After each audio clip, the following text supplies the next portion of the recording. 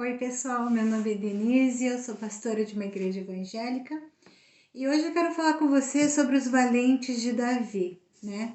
E o que o Espírito Santo quer fazer conosco nesta noite é nos impulsionar a sermos pessoas valentes, né? Não termos medos, lutar contra os nossos medos, porque coragem não é a ausência de medo. Coragem é, apesar do medo, eu reagir. Amém? E a palavra que eu quero falar hoje, eu quero falar sobre um dos valentes de Davi, que é Samá. E a palavra de Samá, que fala sobre Samá, está em 2 Samuel, capítulo 23, versículo 11 e 12, que eu quero ler aqui rapidinho. E depois dele, Samá, filho de Agé, o Ararita, quando os filisteus se juntaram numa multidão, onde havia um pedaço de terra cheio de lentilhas, e o povo fugira diante dos filisteus. Este, pois, Samá, se pôs no meio daquele pedaço de terra e o defendeu. E feriu os filisteus, e o Senhor operou um grande livramento. Essa história de Samá, que era um dos valentes de Davi, é uma história parecida com a história de Gideão. Lembra que Gideão, lá no tempo de Gideão, o povo plantava, cuidava da terra, e quando chegava a hora da colheita, o inimigo ia lá e roubava? É o mesmo que está acontecendo aqui, ó.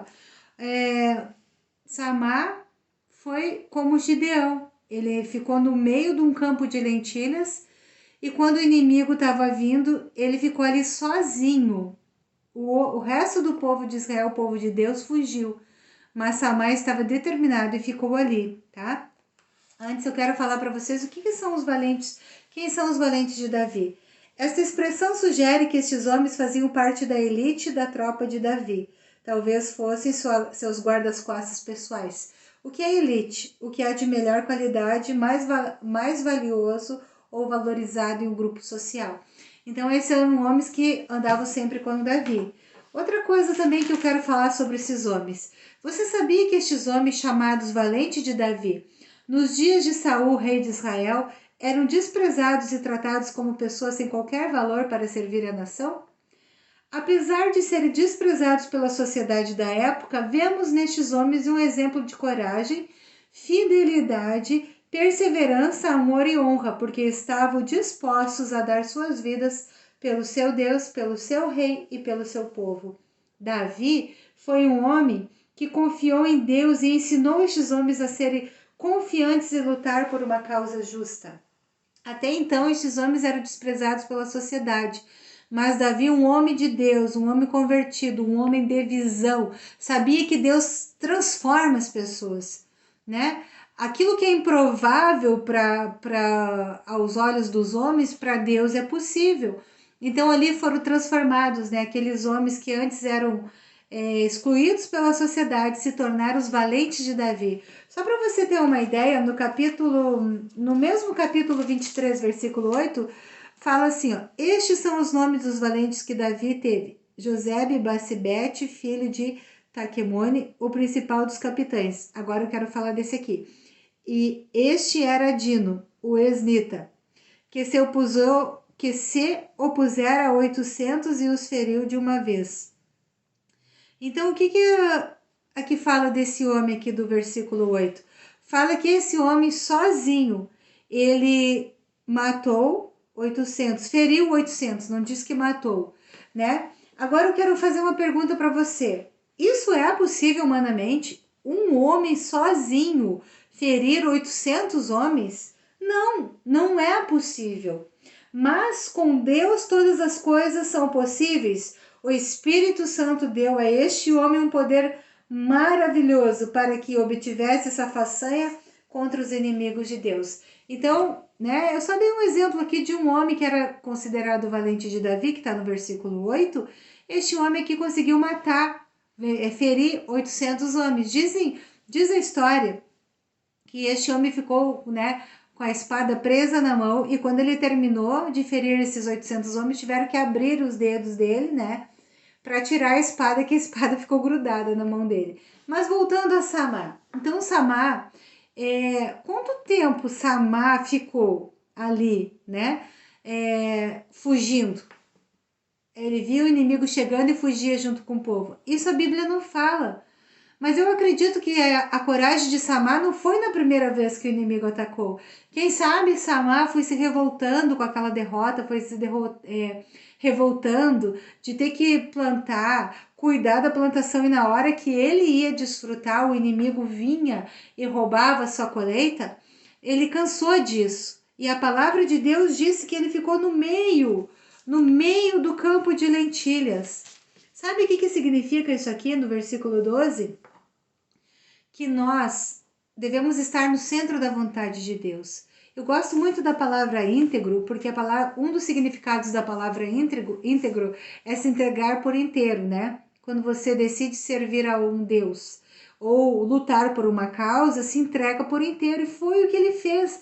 Ele ficou no centro da vontade de Deus. E essa palavra aqui dos valentes de Davi fala de homens que venceram seus medos, homens que eram excluídos, mas se destacaram porque confiaram que Deus amava eles, que Deus valorizava eles e que Deus ia honrar eles pela determinação de lutar por uma causa certa, uma causa justa.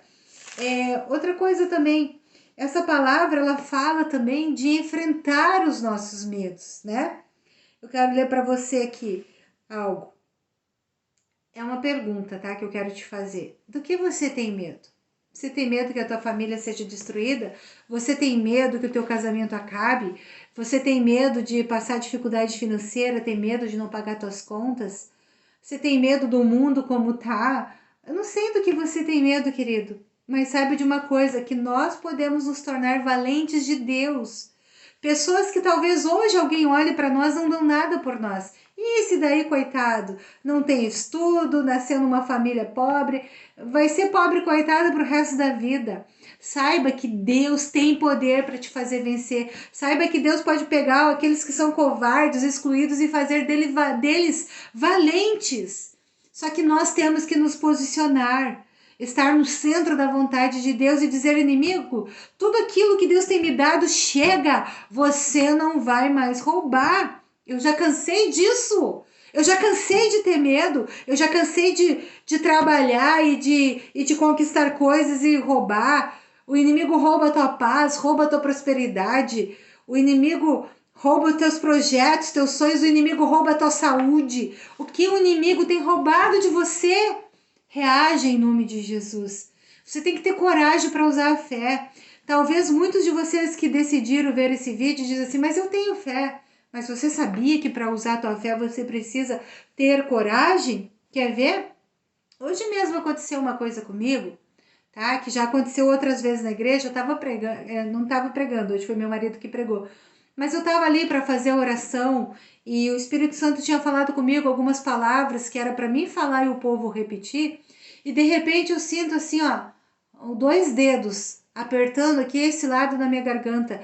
E eu comecei a repreender e disse assim: em nome de Jesus, tira tua mão daí, tira essa mão daí, que em nome de Jesus, aquilo que eu vim fazer aqui, eu vou fazer, eu vou terminar em nome de Jesus. Eu te repreendo, eu não te aceito em nome de Jesus. E a igreja começou ali, me ajudar a repreender. Teve uma vez também numa Santa Ceia, que não era 2 dedos, que era uma mão que apertou a minha garganta e apertou tão forte a minha garganta que não conseguia falar na hora da pregação. E eu tinha que fazer assim para os irmãos, tipo: clamem por mim, repreendo o demônio, repreendo esse mal, essa mão. Aí quando eu comecei a conseguir falar, eu digo: repreendo, tem uma mão apertando minha garganta e não me deixando falar. E eu repreendi no altar. Quero que vocês entendam assim, ó. Vocês não acham que eu poderia ter ficado com vergonha de repreender, de dizer: diabo, tira tua pata daí, tira tua mão daí, tira esses dedos da minha garganta? É claro que eu poderia ter tido vergonha, mas eu sabia que se eu não abrisse a minha boca e falasse, determinasse, o inimigo ia me paralisar. E aquilo de bom que Deus tinha para falar conosco naquela Santa Ceia, ou esta oração que eu fiz hoje com os irmãos, nós não seríamos abençoados. Então você tem que ter coragem para usar a tua fé, tem que ter coragem de dizer: chega, eu vou falar, não importa se pensam que eu sou louca, não importa que duvidem da minha fé, não importa que eles achem que não existe demônio, que não existe mundo espiritual. Eu creio que existe e eu vou repreender e eu vou vencer. A maior parte das nossas lutas, queridos, não é contra carne e sangue, está escrito em Efésios. Não é brigar com as pessoas, não é discutir, não é sair batendo, xingando, matando. Não, a nossa luta é espiritual. Nós cremos num Deus que nós não vemos, mas nós cremos que Ele está conosco. E esses valentes de Davi aqui, ó, foram pessoas que reagiram, sabe? Nós não podemos ter medo. Aqui no versículo fala que Samar, enquanto o povo, no versículo 12 aqui que nós vemos, enquanto o povo fugia, Samar se posicionou no meio do campo de lentilha. O Senhor lhe deu uma força especial e, portanto, uma grande vitória foi ganha quando Samar feriu os filisteus. Samar feriu sozinho os filisteus, feriu sozinho todos os inimigos e não abandonou o campo de batalha. E a palavra que eu quero trazer para você essa noite: não abandona o campo de batalha. Te posiciona no meio do campo, no centro da vontade de Deus, e não desiste, porque o Senhor vai te dar coragem para usar a fé que você tem. Porque se você parou para assistir esse vídeo, é porque você acredita em Deus.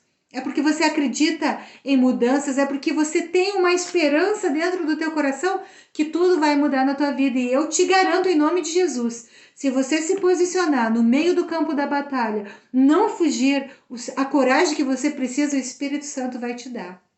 Mesmo com medo, te posiciona, porque na hora que você precisar lutar, o Espírito Santo vai te dar coragem para você enfrentar os teus medos e para você vencer o inimigo em nome de Jesus. Eu quero orar junto com você, tá bom? E saiba, você não entrou por acaso aqui para assistir esse vídeo. O Senhor quer dizer que há esperança para ti, há esperança para a tua família, para a tua causa, que você pode até considerar perdida, mas há esperança. O Senhor quer te usar.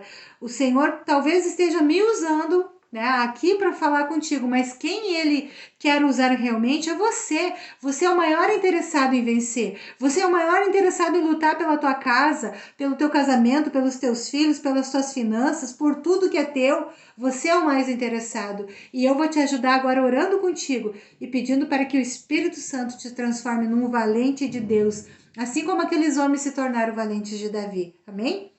Senhor amado, neste momento eu oro com essa pessoa que está assistindo esse vídeo comigo.